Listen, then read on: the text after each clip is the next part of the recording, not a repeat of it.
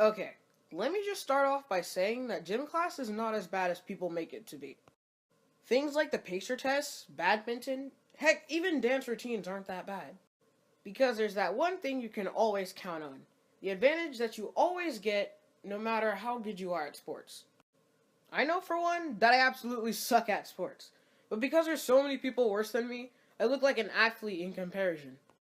I remember this one time back in gym class when we were playing 3-on-3 basketball, and I know for a fact that I suck. I've played the sport before.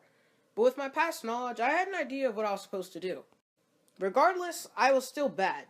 But compared to everyone else, I was pretty decent. And then there came this point where I had the ball, and nobody was open, and I just sat there like, yeah, I'm not gonna make it, but whatever. And I just threw the ball up, and the ball went in. I was so surprised. I made a three-pointer out of luck. Oh, I remember that. I don't even know how it happened. But all I know is I was treated like a tyrant on the court for the rest of the school year. Sure you were.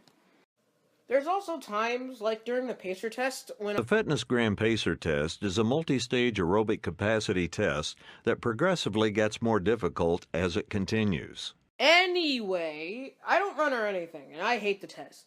However, I always manage to get in my healthy fitness zone, and it's not that bad. But then there are those people that don't care or are just worse in comparison, and I look like an athlete for getting slightly better than them. And don't even get me started on those people who get like 60 and walk away feeling fine. The running speed starts slowly, but gets faster each. Speaking of which, I was constantly referred to as a tryhard by these two. Yeah, good times. Hey, no one was talking to you! We did call you that, actually. We'd be playing something just as minor as badminton, and of course he'd still have to complain. He'd overreact, too. Sam, shut up! Remember that one move called the overhead smash? And almost burning the net. I feel bad for the birdies that were destroyed during his reign. They were broken before we got them! I don't think you'd want to acknowledge our drill routine to Thriller. Moving on! But honestly, I really do suck. I brought up basketball earlier and I wasn't kidding. I remember being so confused while playing the sport. I had no idea there were plays, positions, and whatnots. How did you not? What? Chill! I was confused. I was a confused little Ugo. I always thought when our coach would yell at us on the sidelines like a Pokemon trainer, I thought someone had fainted. Turns out it was just him trying to get us into defense. You're really dumb. Well, you play basketball, Hannah, so you can't relate.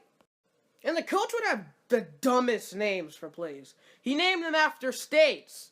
It was the most confusing thing in the world. And he was mean, too. Think of the most stereotypical coach in his mid-50s, multiply it by 1,000,000, and there was my coach. I'd call him Mr. Yells a lot. Sounds like you.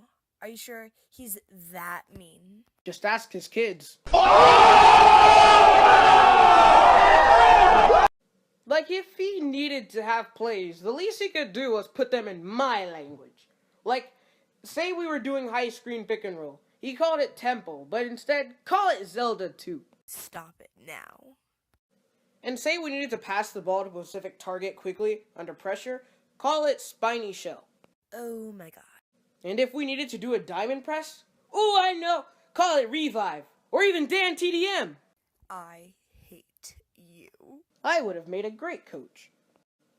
But do you want to know what the worst part of the whole season was? You stubbed your finger. No, but that did happen. You nearly got killed. No, but that did happen. Then whatever oh so tragic event could have happened.